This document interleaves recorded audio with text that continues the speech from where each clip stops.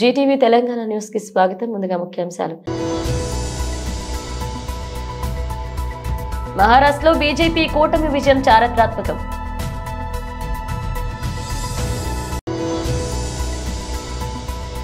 శ్రీ విశ్వ educational institution ఆధ్వర్యంలో mega scholarship test.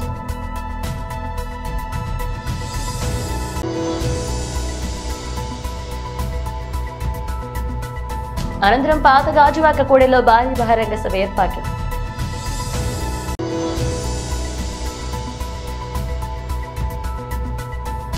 అనంతరం సభ్యత్వ నమోదు ప్రారంభం. మహారాష్ట్ర అసెంబ్లీ ఎన్నికల్లో భారతీయ జనతా పార్టీ కూటమి సాధించిన ఘన విజయంపై గాజువాక గనిన కరణంరెడ్డి నరసింహారావు హర్షం వ్యక్తం చేశారు. గాజువాక పాతరత్నవానిపాలెంలో బీజేపీ కార్యాలయంలో విజయోత్సవ సభ నిర్వహించారు. కేక్ కోసి సంబరాలు చేసుకున్నారు. ఈ సందర్భంగా నరసింహారావు మాట్లాడుతూ మహారాష్ట్రలో విజయం సాధించిన శాసనసభ్యులకు శుభాకాంక్షలు తెలియజేసి మహారాష్ట్ర ప్రజలు చూపిన విశ్వాసానికి కృతజ్ఞతలు తెలియజేశారు. ప్రజల విశ్వాసంతో ఇచ్చిన ఈ చారిత్రాత్మక తీర్పు భారతదేశం అభివృద్ధి పదంలో ముందంజ వేస్తుందనే నమ్మకానికి సంకేతమని కేఎన్ఆర్ అభిప్రాయపడ్డారు. ప్రపంచ దేశాల్లో భారతదేశాన్ని ముందు వరుసలో నిలిపిన ప్రధాని మోదీ నాయకత్వానికి ఈ విజయమే నిదర్శనమని ఆయన పేర్కొన్నారు. ఎన్నికల ప్రచారంలో బీజేపీ కూటమి అభ్యర్థులతో కలిసి విస్తృత ప్రచారం చేసి గెలుపు కీలక పాత్ర పోషించిన ఆంధ్రప్రదేశ్ ఉప ముఖ్యమంత్రి పవన్ కళ్యాణ్, రాష్ట్ర వైద్యారోగ్య శాఖ మంత్రి సత్యకుమార్ మరియు బీజేపీ ముఖ్య నేతలకు ప్రత్యేక ధన్యవాదాలు తెలియజేశారు. ఈ కార్యక్రమంలో దీనంకొండ కృష్ణంరాజు, గరికెన పాయడిరాజు, వి రోహిణి, నాగేశ్వరరావు, బొత్స, దిలీప్, రంగనాయకులు, జీలకర్ర రమణ, పేర్ల అప్పారావు, సత్యారావు, మనోహర్, సురేష్, రాజశేఖర్, కృష్ణారెడ్డి పాల్గొన్నారు.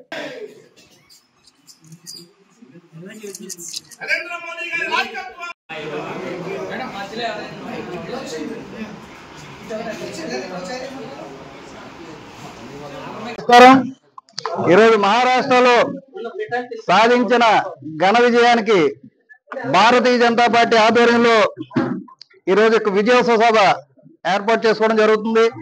ఈ యొక్క కార్యక్రమంలో ముఖ్య అతిథిగా కరణంరెడ్డి నరసింహారావు ఆధ్వర్యంలో ఈ యొక్క కార్యక్రమం జరుగుతుంది.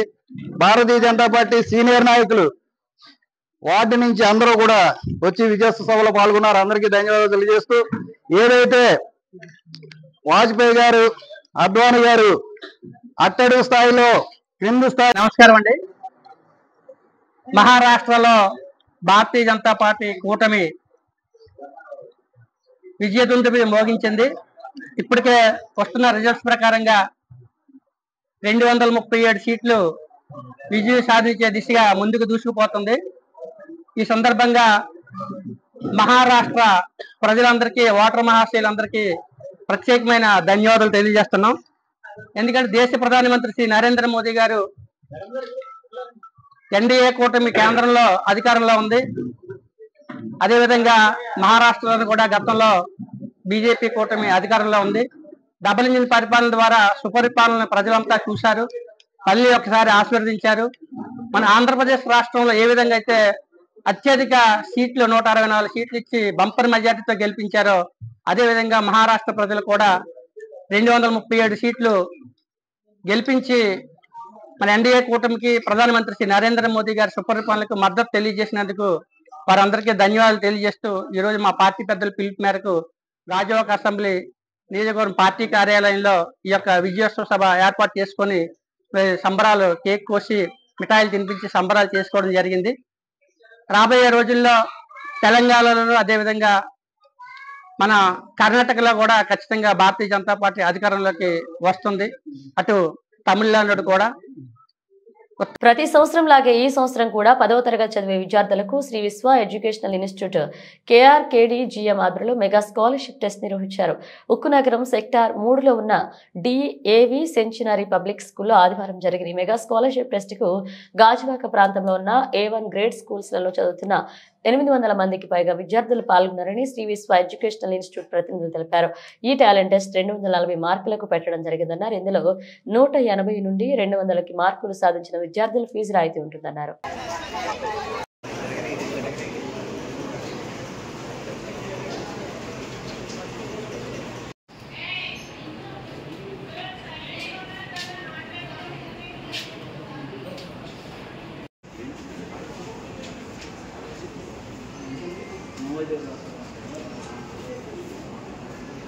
Okay madam.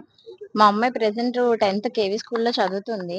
సో ఇప్పుడు స్కాలర్షిప్ ఎగ్జామ్స్ శ్రీ విశ్వలో జరుగుతున్నాయని తెలిసి మేమే వాళ్ళకి రాస్తాము అని అడిగాము. సో వాళ్ళు ఈ డేట్ అవుతుంది డిఏవిలో అని చెప్పారు. తెలుసుకొని మేమే వచ్చాము. ఎక్స్పెక్ట్ చేయలేదు అసలు ఇంత స్ట్రెంత్ వస్తారని చెప్పి. 1000 పైగా కనిపిస్తున్నారు వచ్చిన స్టూడెంట్స్ ఆల్రెడీ.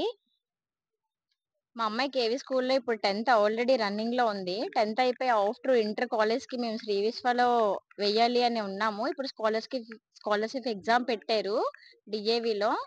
అది 2% 240కి టోటల్ పర్సెంటేజ్ అది. సో 240లో 25 వచ్చినా 50 వచ్చినా 100 వచ్చినా ఎంత వచ్చినా కూడా ఫీజు అనేది కన్సల్ట్ చేస్తామని చెప్పారు, తగ్గిస్తాము అని చెప్పారు. 240కి 240 వస్తే ఫ్రీ సీట్ కూడా ఉంది కాలేజ్ లో అని. సో బెస్ట్ గా ఉంది అని చెప్పేసి మన డిఏవి సెంటర్లో శ్రీ విశ్వ కాలేజీ తరపున వాళ్ళు కండక్ట్ చేసే మెగా స్కాలర్షిప్ టెస్ట్ ఒక 800 స్టూడెంట్స్ వచ్చి మన స్టీల్ ప్లాంట్, గాజువాక, తర్వాత కోరణపాలెం టాప్ ఏ గ్రేడ్ స్కూల్స్ పిల్లలు వచ్చి ఎగ్జామ్ రాసి ప్రతి ఒక్కరూ కూడా చాలా సాటిస్ఫై అయ్యారు. శ్రీ విశ్వ అంటే ఆల్మోస్ట్ ఇప్పుడు 5 years వైజాగ్లో కంప్లీట్ అయింది. ఒక 23 బ్రాంచ్లు ఉన్నాయి. 23 బ్రాంచ్లో 7500 స్టూడెంట్స్ చదువుతున్నారు. ఎవ్రీ ఇయర్ మనం కంటిన్యూస్గా ఒక 20 ఐఐటి సీట్స్, ఒక 100 ఎన్ఐటి సీట్స్, అలాగే ఒక 100 మెడికల్ సీట్స్ ఇస్తాం. సో ఇప్పుడు వరకు శ్రీ విశ్వ పెట్టి 5 yearsలో 350 ఎన్ఐటి మెడికల్ అలాగే ఐఐటి సీట్లు ఇచ్చి ఒక వైజాగ్లో ఒక ప్రభంజన సృష్టించింది ఒక్క ఏకైక విద్యా సంస్థ శ్రీ విశ్వ. ఈరోజు ఈ మొత్తం ఈ స్టీల్ ప్లాంట్, గాజువాక ఈ సరౌండింగ్స్లో ఉన్న మన 10th క్లాస్ పిల్లలు అంటే డిపిఎస్, దీపాలు, డిఏవి, చైతన్య, నారాయణ, అలాగే చలపతి, సెయింట్ జోసెఫ్ ఇలా టాప్ స్కూల్స్లో ఉన్న పిల్లలు వచ్చి మన కాలేజీ తరఫున ఇక్కడ సెంటర్ డిఏవి సెంటర్ పెట్టి మార్నింగ్ 10 to 12 ఎగ్జామ్ జరుగుతుంది. ఆల్మోస్ట్ పిల్లలు కూడా చాలా హ్యాపీగా రాస్తారు. ఎంతో మంది ప్రాణ త్యాగాలతో సాధించుకున్న వైజాగ్ స్టీల్ ప్లాంట్ కు ఎన్ని త్యాగాలు చేసైనా కాపాడుకుంటామని ఉక్కు పరిరక్షణ పోరాట కమిటీ నాయకులు అన్నారు. ఈ మేరకు పాత గాజువాక కూడలి నుండి కొత్త గాజువాక వరకు పాదయాత్ర చేపట్టారు. అనంతరం పాత గాజువాక కూడలిలో భారీ బహిరంగ సభ ఏర్పాటు చేశారు. ఈ సందర్భంగా వారు మాట్లాడుతూ వైజాగ్ స్టీల్ ప్లాంట్ వెంటనే సెయిల్లో విలీనం చేయాలని డిమాండ్ చేశారు. ఉక్కు ఉద్యోగులకు సకాలంలో జీతాలు చెల్లించని అని, ఉక్కు పరిశ్రమను పూర్తి సామర్థ్యంతో నడిపే విధంగా కేంద్ర ప్రభుత్వం తక్షణ సహాయం కింద 10,000 కోట్లు కేటాయించాలన్నారు. ఉక్కు కాంట్రాక్ట్ కార్మికులు కూడా ఉద్యోగ భద్రత కల్పించి వారికి పూర్తి వేతనాలు అందించాలని డిమాండ్ చేశారు. రాజకీయ నాయకులు చెప్పే మాటలు కార్యరూపం దాల్చడం లేదు అని, కూటమి ప్రభుత్వం మరింత చొరవ తీసుకుని వైజాగ్ స్టీల్ ప్లాంట్ ని కాపాడాలన్నారు. 36 మంది ప్రాణ త్యాగాలతో సాధించుకున్న వైజాగ్ స్టీల్ ను ఎన్ని త్యాగాలు చేసినా కాపాడుకుంటామన్నారు. అలాగే ఈ నెల 29వ తేదీన విశాఖపట్నం పర్యటనకు వస్తున్న సందర్భంగా ప్రధాని మోదీ వైజాగ్ స్టీల్ ప్లాంట్ ప్రైవేటీకరణ కాదని, వైజాగ్ స్టీల్ ప్లాంట్ ప్రభుత్వ రంగంలో కొనసాగుతుంది అని ప్రకటన చేయాలి అన్నారు. ఎరువులు దొరికే పరిస్థితి లేదు.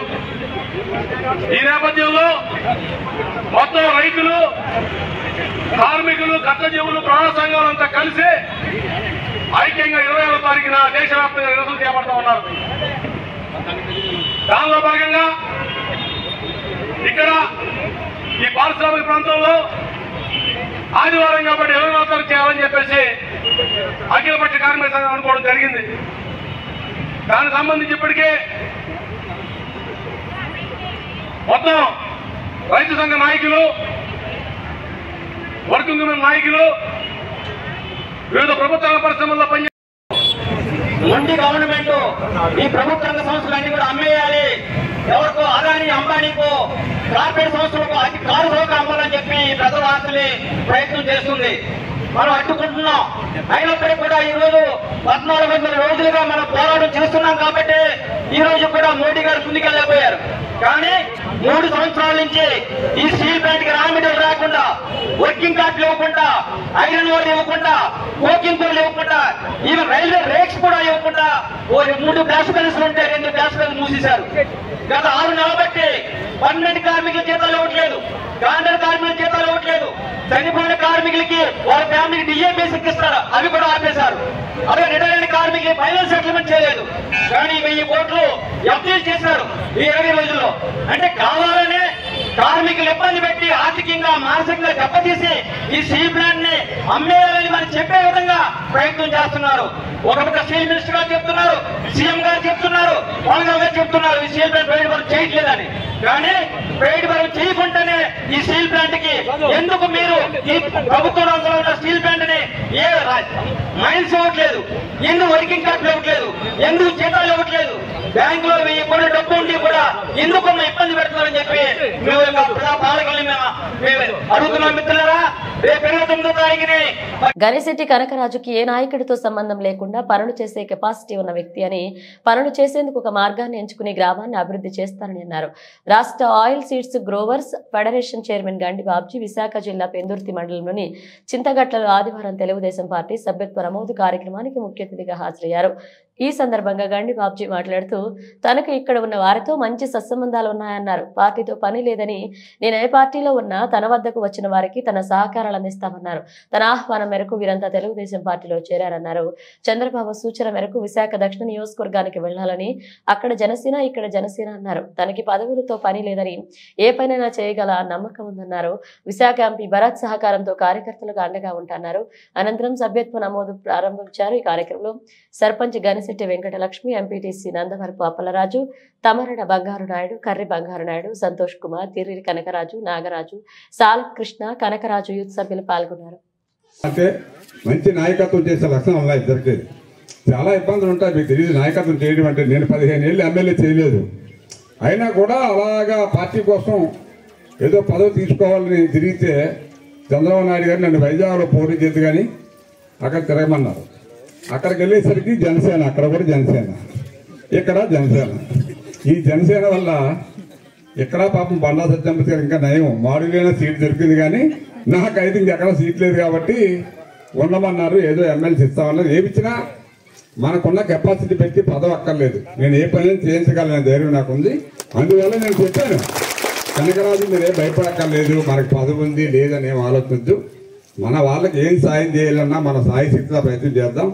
నాకు అదృష్టం ఏంటంటే విశాఖపట్నంలో మనకి విశాఖపట్నం కలలేదు, అనకాపల్లిలో కలిసాం కాబట్టి మనం పార్లమెంట్కి. కానీ విశాఖపట్నంలో భరత్ అనే ఎంపీ ఉన్నారు, ఆయన లోకేష్ గారి తోడళ్ళు, ఆయన సపోర్టు కొంచెం మనకు సపోర్ట్ ఉంది కాబట్టి పర్వాలేదు, ఏ పని చేయగలనే ధైర్యం నాకు వచ్చింది. కాబట్టి కనకరాజుకి ఏ నాయకుడు సంబంధం లేకుండా చేసే కెపాసిటీ కూడా ఉంది. కొన్ని పనులు అవసరమైతే ఏదో మార్గాన్ని ఎంచుకుంటాడు, ఆ మార్గం ద్వారా ఆ మనిషికి పనిచేయాలనే ఆలోచన పడుదల గట్టిగా ఉంటుంది. కనకరాజు కానీ అప్పరాజు కానీ ఇద్దరు వీళ్ళిద్దరూ కూడా నేను చాలాసార్లు అనుకున్నాను, గొడవ పడతారేమో ఇడిపోతారేమో అని. ఎప్పుడు కూడా చిన్న చిన్న భేదాలు ఉన్నా కూడా అన్నదమ్ముల్లా ఇద్దరు కలిసి ఈ గ్రామంలో రాజకీయం చేయడం అనేది చాలా గొప్ప విషయం. నేను ఎందుకు చెప్తున్నానంటే ఈ విషయాలన్నీ కూడా రాజకీయాల్లో పార్టీలు మాకన్నా పెద్ద నాయకులు 5-10 పార్టీలు మారారు, అయినా వాళ్ళు దానికి ఇప్పుడు ఇందాక చెప్పినట్టు అప్పట్లో చెప్పాడు, ఎక్కడ అన్నం పెడితే అక్కడ పోతారు. ప్రజలు అలాగే ఉంటారు, మనం ఏం అనలేము. మనకు అభిమానం ఉన్న మన దగ్గర ఉంటారు, అభిమానం లేని వాళ్ళు ఏదో ఆశించిపోతారు. అది మళ్ళీ మనకే చెప్తారు, ఏమండి నాకు చిన్న పని ఉందండి నేను 2 రోజులు వాడికి వెళ్తానంటాడు. ఆయన అది కూడా చెప్తాడు, ఇప్పుడు వెళ్ళరా మేమేం చేయలేం కాబట్టి నువ్వు వాడికి వెళ్ళరా అని చెప్తాం. పెద్దలందరూ కూడా మరోసారి అదేవిధంగా పిలిచిన వెంటనే కార్యకర్తలంతా కూడా కష్టపడి మరి జనసమీకరణ చేసే ప్రతి ఒక్కరికి కూడా మరోసారి కృతజ్ఞతలు తెలియపరచుకుంటూ, మీకు పరిచయం చేయవలసిన లేదు. గండి బాబ్జీ గారు అంటే చింతగట్లకి పునాది వేసినటువంటి మా రాజకీయ జీవితానికే కాదు, ఈ గ్రామ ప్రజ మీ అందరికీ తెలుసు 2006 సంవత్సరంలో ఈ గ్రామంలో ఎటువంటి పరిస్థితులు ఉండేవి, ఈ పంచాయతీలో ఎటువంటి పరిస్థితులు ఉండేవి. మీ అందరికీ విధంగా దౌర్జన్యం చేసి ప్రజల్ని హింసించేవారు మీ అందరికీ తెలుసు. అటువంటి సమయంలో మనందరికీ ఈరోజు ఈ గ్రామం ఇక్కడ నుంచి చివరి వరకు నిర్మాణం అయిందంటే ఒక తెల్ల కాగితం లేకుండా కూడా ప్రతి ఇల్లు కట్టుకుంటుందంటే అది ఒక గండి బాబ్జీ గారి పుణ్యమే. ఒక అధికారికి కూడా ఒక రూపాయి ఇవ్వకుండా ఈ ఇళ్ళని నిర్మించుకున్నారు. ఆనాడు మరి సుమారు 210 హౌసింగ్ పట్టాలు ఇప్పించి మనమంతా కూడా ఇల్లు కమల్లో మీ అందరికీ ఒక్కసారి గుర్తు చేసుకున్నామా. కానీ దీనివల్ల సుమారు 5 లక్షల రూపాయలు ఇన్సూరెన్స్ కవర్ అవుతుంది కాబట్టి ఎవరైనా చేసుకోవచ్చు అని చెప్పి కోరుతా ఉన్నాం. ఆ యేసు ప్రభువును కూడా దర్శించుకునే అవకాశం కల్పించారు ఆ యేసు ప్రభు. ఆయన ఆశీస్సులు కూడా ఈ గ్రామం మీద మా మీద ఉండాలని చెప్పి కోరుతూ రాబోయే రోజుల్లో ఒక మంచి ప్రభుత్వం ఏర్పడింది. మీకు తెలుస్తుంది అభివృద్ధి అంటే ఏమిటో.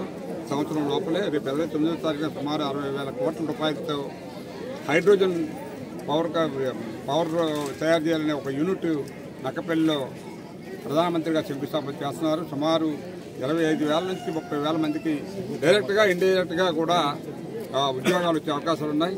అట్లాగే రేపు టీసీఎస్ 3 నెలల్లో ఇక్కడ 10,000 మందికి ఉద్యోగాలు ఇచ్చి ఒక ఆఫీస్ ఓపెన్ చేస్తూ ఉన్నారు. ఇది కాకుండా ఇన్ఫోసిస్ ఆల్రెడీ బ్రాంచ్ ఇక్కడ ఓపెన్ చేశారు.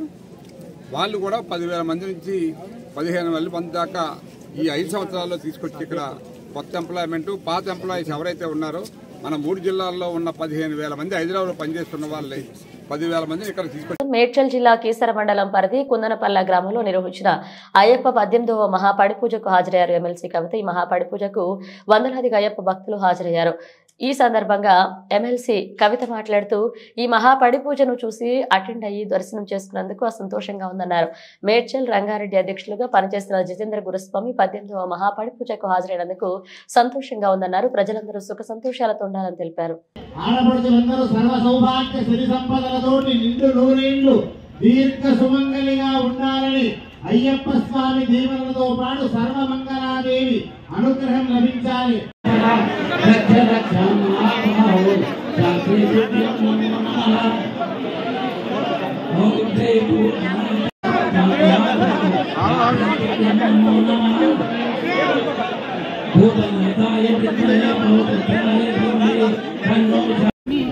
మహాపడి పూజకు అటెండ్ అయ్యి చూసి దర్శనం చేసుకునేటటువంటి భాగ్యం ఉంటుందని మన తెలంగాణ జాగృతి మేడ్చల్ రంగారెడ్డి జిల్లా సంవత్సరాలు అధ్యక్షుడు అన్న విజేంద్ర అన్న గారు ఇవాళ తీసుకొని మహాపడి పూజ చేయడం, అటువంటి కార్యక్రమానికి హాజరై స్వామివారి యొక్క వైభవాన్ని స్వయంగా దర్శించుకునేటటువంటి అదృష్టం నాకు కలగజేసినందుకు వారికి ధన్యవాదాలు. ఆ స్వామివారి ఆశీస్సులు తెలంగాణ ప్రజలందరి మీద ఉండాలని చెప్పి స్ఫూర్తిగానే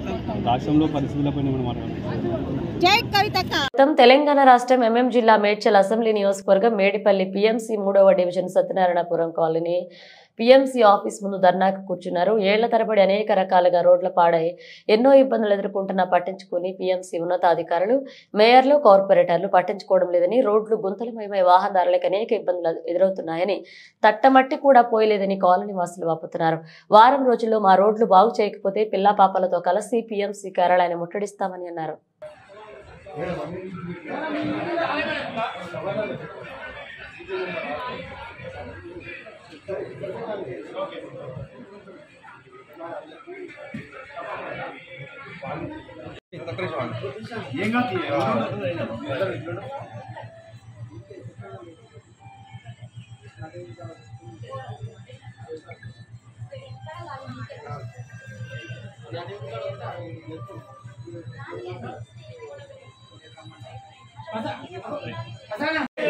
విజిట్ చేయాలి అధికారులు వెంటనే కాలనీని విజిట్ చేయాలి అధికారులు వెంటనే కాలనీలో విజిట్ చేయాలి.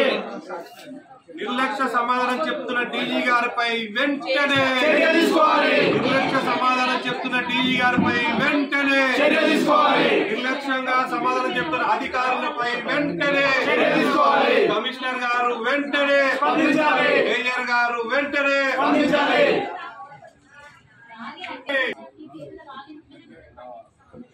నశించాలి అధికారుల నిర్లక్ష్య వైఖరి.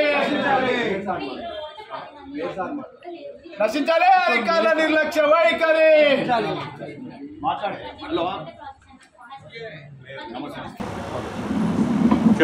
ఫిర్యాదుగూడ కార్పొరేషన్ పరిధిలోని 3వ వార్డుకు సంబంధించిన సత్యనారాయణపురం కాలనీ వాసులైన మేమందరం ఇక్కడికి రావడానికి గల ముఖ్య కారణం ఏంటి అంటే, గత 5 సంవత్సరాల కాలంలో మా సత్యనారాయణపురం కాలనీలో ఒక తట్ట మట్టి కూడా వేయలేదు, ఒక రోడ్డు కూడా వేయలేదు, ఒక్క డ్రైనేజ్ చేసి అధికారులు చేతులు దులుపుకున్నారు. అంత పెద్ద కాలనీలో రోడ్లు గుంతలమయమై అయిపోయి చాలామంది రోడ్ల మీద వెళుతుంటే బండి మీద పడిపోతే ముసలి వాళ్ళు, వృద్ధులు నడుములు ఇరిగి పడిపోయి చాలా ఇబ్బందులకు గురవుతున్నారు. ఇట్టి విషయమే ఇంతకు ముందు కూడా అధికారులకు ఎన్నోసార్లు మేము ఫిర్యాదు చేయడం జరిగినది, వినతి పత్రాలు కూడా ఇవ్వడం జరిగినది. అయినా కూడా ఇంతవరకు అధికారులు మాకు స్పందించలేదు. ఎన్నిసార్లు కూడా వచ్చి మేము మొరబెట్టుకున్నాము. ఖాళీ వాసులు అందరము, ఆడవాళ్ళము, మగవాళ్ళము అందరము వచ్చి మేయర్ గారికి, కార్పొరేటర్ గారికి, కమిషనర్ గారికి. మహారాష్ట్ర అసెంబ్లీ ఎన్నికల్లో బీజేపీ పార్టీ మిత్రపక్షాలు కలిసి భారీ విజయం సాధించడంతో పెద్దపల్లి జిల్లా గోదావరి కనిలోని ప్రధాన చౌరస్తాలో బీజేపీ పార్టీ శ్రేణులు సంబరాలు చేసుకున్నారు. ఈ సందర్భంగా బీజేపీ రామగుండం నియోజకవర్గ ఇన్ఛార్జ్ కందులన సంజయరాణి, మహిళా మోర్చా రాష్ట్ర నాయకులు సోమారపు లావణ్యాద్రలో బీజేపీ కార్యకర్తలు టపాసులు పెంచి మిఠాయిలు పంచి సంబరాలు చేసుకున్నారు. ఈ కార్యక్రమంలో బీజేపీ పార్టీ నాయకులు, కార్యకర్తలు పాల్గొన్నారు.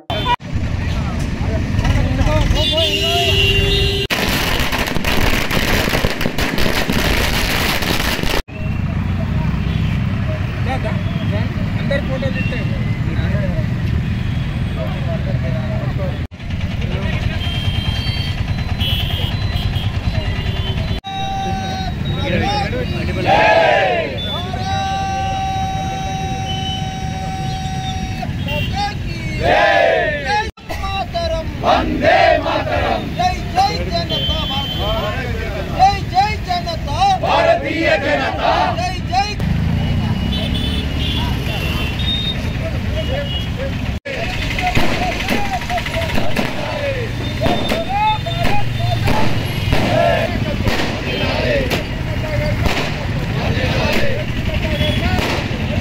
రెండు రాష్ట్రాలకు సంబంధించినటువంటి ఎన్నికల ఫలితాలలో జార్ఖండ్ అలాగే మహారాష్ట్ర ఎన్నికల ఫలితాలలో భారతీయ జనతా పార్టీకి అత్యధిక ప్రాధాన్యతనిస్తూ మహారాష్ట్ర ప్రజలు భారీ మెజార్టీని కట్టబెట్టినందుకు భారతీయ జనతా పార్టీ ఎన్డీఏ కూటమికి ప్రజల ఆశీర్వాదం అందించినందుకు హృదయపూర్వకంగా మహారాష్ట్ర ప్రజలకి మేము ధన్యవాదాలు తెలియజేస్తా ఉన్నాము. అలాగే భారతీయ జనతా పార్టీ నాయకత్వానికి హృదయపూర్వకంగా అభినందనలు, శుభాకాంక్షలు తెలియజేస్తా ఉన్నాం. ఇవాళ ఏదైతే కాంగ్రెస్ పార్టీ ఎత్తుగడలు తెలంగాణ రాష్ట్రంలో కావచ్చు, కర్ణాటక రాష్ట్రంలో కావచ్చు, అబద్ధాలు మోసం చేసి ఏదైతే ఎన్నికలలో గెలిచిండ్రో అదే పద్ధతిని ఇవాళ మహారాష్ట్ర ఎన్నికలలో కూడా ప్రయోగం చేసిండ్రు. కానీ అటు కర్ణాటకలో ఇటు తెలంగాణలో ప్రజల్ని ఏ రకంగా మోసం చేసిండ్రు కాంగ్రెస్ పార్టీ అని గ్రహించి ఇవాళ మహారాష్ట్ర ప్రజలు మాత్రం భారతీయ జనతా పార్టీకి నీతిగా, నిజాయితీగా, ధర్మం కోసం, దేశం కోసం పనిచేస్తున్నటువంటి నరేంద్ర మోడీ గారి నాయకత్వాన్ని, భారతీయ జనతా పార్టీని ఆశీర్వదించే అవకాశం ఇవ్వడం అనేది నిజంగా కూడా చాలా సంతోషకరం. ప్రజలందరికీ మేము హృదయపూర్వకంగా ధన్యవాదాలు తెలియ. జై శ్రీరామ్. మరి భారతదేశంలో మూడోసారి ముచ్చటగా మోడీ గారి యొక్క ప్రభుత్వం స్థాపించిన తర్వాత మరి మహారాష్ట్ర, జార్ఖండ్ ఎలక్షన్స్లో మరి అత్యధిక మెజారిటీతోని మహారాష్ట్రలో మరి బీజేపీ పార్టీ గెలవడం అనేది చాలా గర్వకారణంగా మేము భావిస్తున్నాము. ఈరోజు తెలంగాణ తరఫున కూడా మేమందరం రామగుండం నియోజకవర్గంలో భారతీయ జనతా పార్టీ తరఫున మరి ఉత్సవాలు, సంబరాలు చేసుకోవడం జరుగుతుంది. ప్రపంచ దేశంలోనే భారతదేశాన్ని అభివృద్ధిలో ప్రథమ స్థానం నిలిపారని ప్రధానమంత్రి నరేంద్ర మోదీ కంకణం బూనారని మహబూబ్ నగర్ ఎంపీ డీకే అరుణం అన్నారు. మహబూబ్ నగర్ జిల్లా చిన్నచింతకుంట మండలం పరిధిలోని అమ్మాపూర్ గ్రామ సమీపంలో సప్తగిరుల మధ్య కాంచన గుహలో స్వయంగా వెలిసిన శ్రీ వెంకటేశ్వర స్వామి ప్రతిరూపమైన శ్రీ కురుమూర్తి స్వామిని దర్శించుకుని ప్రత్యేక పూజలు చేశారు. ఎంపీకి ఆలయ చైర్మన్, కార్యనిర్వాహకులు, సిబ్బంది, అర్చకులు ఆలయ సాంప్రదాయ ప్రకారం శాల్వతో ఘనంగా సన్మానించారు. ఈ సందర్భంగా విలేకరుల సమావేశంలో ఎంపీ మాట్లాడుతూ మహబూబ్ నగర్ ఎంపీగా గెలిపిస్తే నీ సన్నిధికి వస్తానని మొక్కులు చెల్లించుకుంటాననుకున్నారు. స్వామి కృపతో గెలిచాను, స్వామి మెట్లు ఎక్కి స్వామిని దర్శించుకున్నారు. ప్రధానమంత్రి యువత కోసం, విద్యార్థుల కోసం ప్రతినిత్యం మహార్నిశలో పనిచేస్తున్నారని కొనియాడారు. ఎంపీ వెంట బీజేపీ ప్రజా ప్రతినిధులు తదితరులు పాల్గొన్నారు.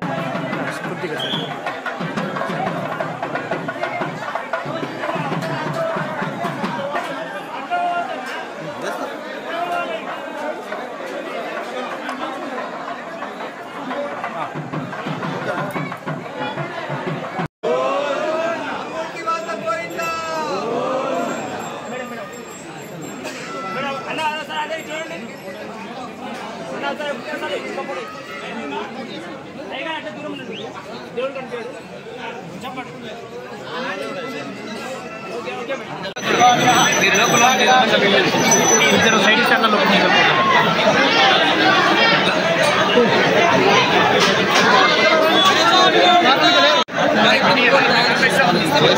అన్ని ప్రపోజల్ మీరు కూడా సెంట్రల్ గవర్నమెంట్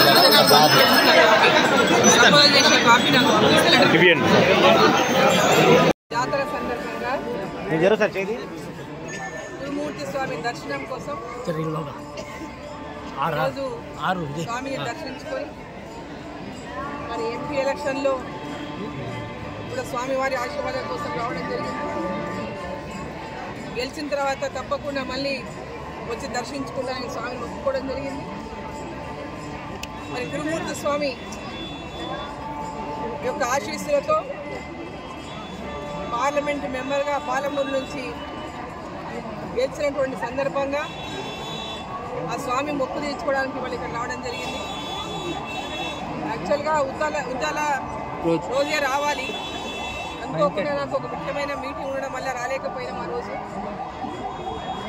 ఆ రోజు రాలేకపోయిన కారణంగా తర్వాత పైన ఒక కొన్ని కార్యక్రమాలు కంటిన్యూగా జరుగుతున్నటువంటి నేపథ్యంలో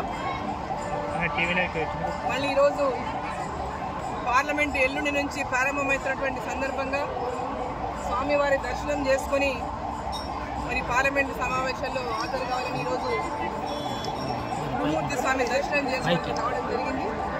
గత 15 రోజులుగా 8వ తేదీన ఉద్దాల సేవ జరిగింది. మరి దాదాపు 15 రోజులుగా జాతర పెద్ద ఎత్తున గురుమూర్తి జాతర అంటే మహబూబ్నగర్ ఉమ్మడి జిల్లాలోని అతిపెద్ద జాతర. ఆ గురుమూర్తి స్వామి యొక్క వెంకటేశ్వర స్వామి యొక్క ఆశీస్సులు పాలమూరు జిల్లా ప్రజలందరిపైన ఉండాలని, పాలమూరు జిల్లా ప్రజలను అన్ని రంగాల్లో అభివృద్ధి చెందే విధంగా భగవంతుడు ఆశీర్వదించాలని,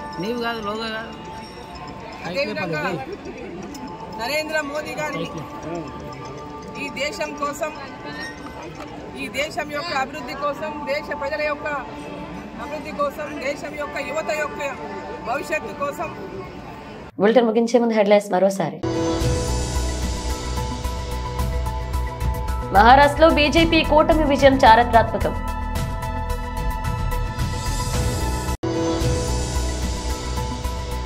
శ్రీ విశ్వ ఎడ్యుకేషనల్ ఇన్స్టిట్యూషన్ ఆధ్వర్యంలో మెగా స్కాలర్షిప్ టెస్ట్.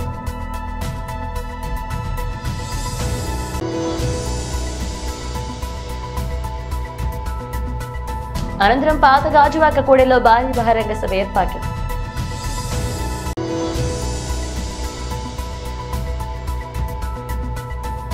అనంతరం సభ్యత్వ నమోదు ప్రారంభం.